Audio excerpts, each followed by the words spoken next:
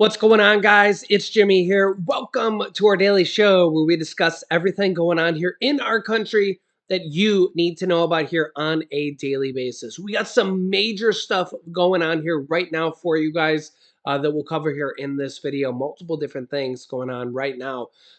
We have some good news on inflation and the Federal Reserve not raising interest rates as much as some people thought.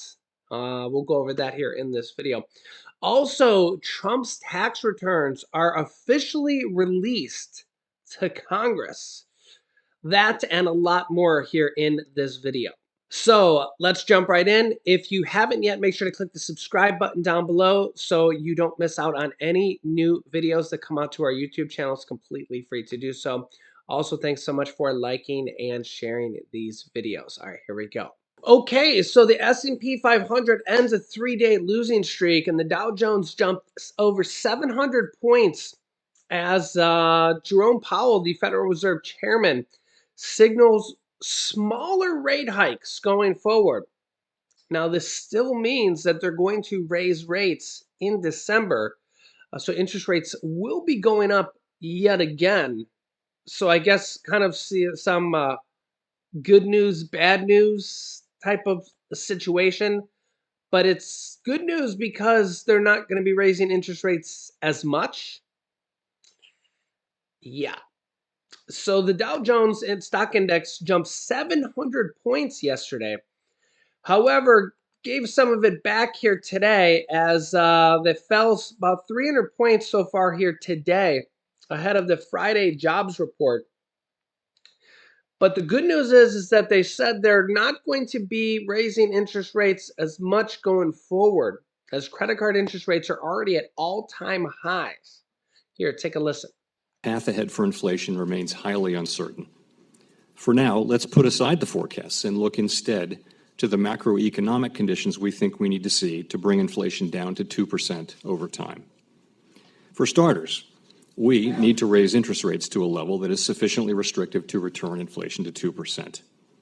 There's considerable uncertainty about what rate will be sufficient, although there's no doubt that we've made substantial progress, raising our target range for the federal funds rate by 375 basis points since March. As our last post-meeting statement indicates, we anticipate that ongoing increases will be appropriate. It seems to me likely that the ultimate level of rates will need to be somewhat higher than thought at the time of the September meeting and the summary of economic projections. It makes sense to moderate the pace of our rate increases as we approach the level of restraint that will be sufficient to bring inflation down. The time for moderating the pace of rate increases may come as soon as the December meeting. Given our progress in tightening policy, the timing of that moderation is far less significant than the questions of how much further we will need to raise rates to control inflation and the length of time it will be necessary to hold policy at a restrictive level. Yeah, so Jerome Powell says rate hike moderation may come by December, but expect another Federal Reserve interest rate hike in December here, which will be less than 2 weeks from now. Or about 2 weeks from now. So yeah, that means interest rate hikes on mortgages, credit cards, personal loans, car loans, pretty much everything that you pay interest on yet again. However, we are seeing, as you can see here, an inflation gauge tracked by the Fed slowing to a still high 6%. But we are seeing, I guess, some good news. Here's the details. Yeah, a measure of inflation that is closely monitored by the Federal Reserve eased, but remained at an elevated level in October. This is new. Remember, this information is it's lag data. Remember, they have to compile it and they get it here. But this just came out here today, likely reinforcing the Federal Reserve's intent to keep raising interest rates to cool the economy and slow the acceleration of prices. Thursday's report from the Commerce Department showed that prices rose 6% in October from a year ago. That was the smallest increase since November 2021 and was down from 6.3% a year ago. year-over-year rise in September. So this does show that inflation is going down. This is the smallest inflation report in this category since November of 2021. Yeah. Excluding volatile food and energy prices, so not including that, so-called core inflation over the previous 12 months was 5%, less than 5.2% over September. Next up, Trump's tax returns now in the hands of House Democrats and, well, House Republicans too, after a lengthy court battle that the Supreme Court ended up ruling on. And remember, the Supreme Court is a Republican majority, 6 Republicans, 3 Democrats. Even the of the 6 Republicans, 3 of the Republicans were personally appointed by former President Donald Trump, and they ruled that they did need to be turned over to Congress. And the IRS actually turned them over to Congress because, Trump's been fighting this for years. And, well, the Supreme Court ruled that, yes, Congress does need to see them. Here's what happened. Take a listen. After years of back and forth court battles, the House Ways and Means Committee finally has access to former President Trump's tax returns. The Treasury Department said yesterday it has complied with a Supreme Court order that allows the committee to view the documents. A Democrat on the panel tells NBC News committee members expect to learn more about Trump's taxes during a meeting later today. At this point, it's unclear what Democrats plan to do with the documents. And Republicans on the committee have said they're not interested in Trump's tax records. And what could Democrats, Jen, do at this point? And what's of interest, do you think, to them? What are they looking for the most? I mean, look, the Trump tax returns are like the big white whale Democrats have wanted for years. There's a lot of things they could do with them. One, know how much he's paid in taxes, if he's paid taxes. Now, he might argue, look, I've worked the system. The system's That's right. broken. I'm smart. That's what he said. Yeah, that was a campaign thing. That's true. And that's what he'll do. And I think they know that. But they can also call him out as a fraud. I mean, this is a guy who says he is a hugely successful businessman. Well, let's see. And your tax returns do tell you that. So we'll see what they do. My bet is they're going to really dive into it and figure out how to trickle this out. Yeah, Joe? Yeah, Jim Messina, there's also, again, he could say, well, I know how to game the system so well I didn't pay taxes all these years. There were also, of course, the New York Times reports a couple of years ago that I believe it was during the 1980s and parts of the 1990s, he lost more money than any other American whose tax returns they were going through. So you can let me know your thoughts here in the comments. I always get a few comments of people saying, well, what about the other president's tax returns? All other modern day presidents have voluntarily released their tax returns in an effort of transparency. So there is that. So all other modern day presidents have voluntarily released their tax returns so that the American people know their business dealings and where they're making money from, so that the American people know this. So you guys can let me know your thoughts here in the comment section. It will also be interesting to see if this becomes public and if the American people learn the details of this going forward. And of it, it was 6 years of his tax returns that were sent over to the U.S. House of Representatives. So yeah, I'm not sure if the American people if this information will become public information or not. We will see. We will see. So I will keep you up to date here on this as well. Next up, speaking of the Supreme Court, the Supreme Court may have yet another major decision. The Biden administration dealt another setback in court, in a lower court, that now sets up a showdown for the Supreme Court. So Biden administration dealt another setback in court in effort to revive student loan debt relief policy. What happened here? A second federal appeals court has rejected a Biden administration bid to put on hold a ruling blocking the president's student debt relief policy.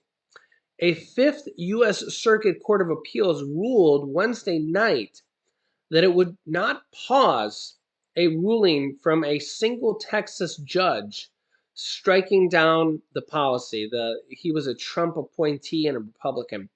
While an appeal of the ruling played out, the move sets the stage for the U.S. Justice Department to take the case to the Supreme Court, which is already considering a separate request from the Biden administration that it reverse an order from the 8th U.S. Circuit Court of Appeals blocking the loan forgiveness program.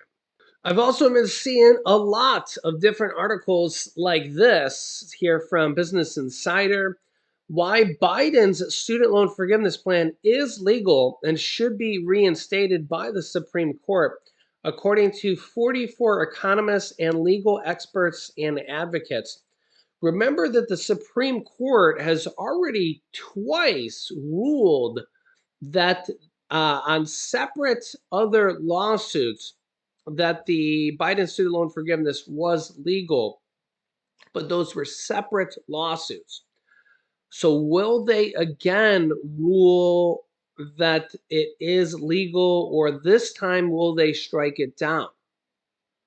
Remember, this is basically a massive stimulus program for over 40 million Americans. Millions of student loan borrowers continue to wait for the nation's highest court to decide whether President Joe Biden's debt relief can move forward. Dozens of legal experts, economists, and advocates laid out why it could and it should move forward.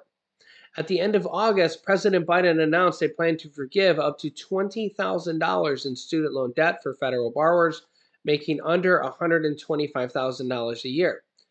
But since then, its rollout has been far from seamless. A number of conservative-backed, Republican-backed lawsuits arose seeking to block the policy. And on November 14th, the U.S. Circuit Court of Appeals ruled that a temporary pause placed on it on the relief in October would remain in place indefinitely or until another court order. The decision was in response to a lawsuit filed by 6 Republican-led states that said the relief would hurt their states' tax revenues. Yeah, I guess taxes revenue is more important than helping out people. You can let me know your thoughts on this. Quote, as this country works its way out of the pandemic, working and middle-class Americans are counting on the president to deliver on his promise of student debt relief, says Percy Yu, the Deputy Executive Director and Managing Counsel at the advocacy group Student Borrower Protection Center, which filed one of the briefs, said in a statement. The collective amici are on the front lines helping borrowers survive financial havoc wrought by the double whammy of the broken student loan system and the pandemic. Karine Jean-Pierre, the White House press secretary, expressed confidence in a briefing on Monday that the administration would prevail, saying, quote, we are confident in our legal standing, if you will. As you know, it's up to the Supreme Court, and we're going to continue the fight. That will not end. The Biden administration used the HEROES Act of 2003 to authorize the broad student loan debt relief. The law gives the Education Secretary the power to waive or modify student loan balances in connection with a national emergency like the COVID pandemic. So you guys can let me know your thoughts here on that. So far at this point, there's been multiple Republican-led lawsuits to try to block this in any which way, shape, or form. And they've all failed except for this one. So really, it just looks like they're just trying to not send out help to over 40 million Americans, which remember, it doesn't go out, it goes out to Republicans, Democrats, Independents. These are working class people, low and middle income Americans. Remember, there's an income cap on it. These are people like teachers, nurses. I mean, anybody who, like is a doctor wouldn't qualify because their income would be too high. So, I mean, you can let me know your thoughts here on this. And remember, there's no taxes being raised on this either. So it's basically a big stimulus program for about 40 million Americans. The other question here is that what other stimulus programs might be coming after this in similar fashion? There's already a bill in Congress for medical debt relief. I believe it was about, was it one in three or almost one in two people suffer from medical debt. Something similar like this could happen in the future for medical debt, or even possibly other type of debt forgiveness here as well. So I'll keep you up to date here on this. Remember, we've seen all sorts of programs like this during the pandemic. We've seen 3 stimulus checks. We're still seeing extra SNAP benefits for low income Americans. There's over 40 million Americans that get SNAP benefits, and there's extra SNAP benefits going on for over half the states.